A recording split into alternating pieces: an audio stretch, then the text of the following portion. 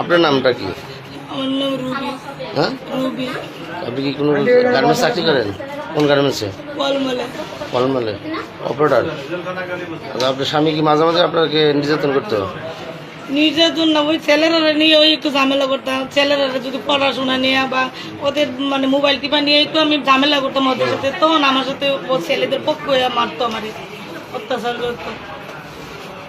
মানে আমি বুঝতে পারি না এমন আজকের এই ঘটনার সময় যে আপনার আমি তো ভালোই আসলাম, আমরা স্বামী স্ত্রী। ঠিক আছে, হাতুড়িতে যে আঘাত করছেন, প্রথম আঘাত করছেন কাকে? আপনার স্বামীকে? ছেলেরে। ছেলে, তারপরে স্বামীকে? হ্যাঁ, একটু তলে পড়েছিল আর দুজনে পার্সেন্টটা তলে হালে রাখছে।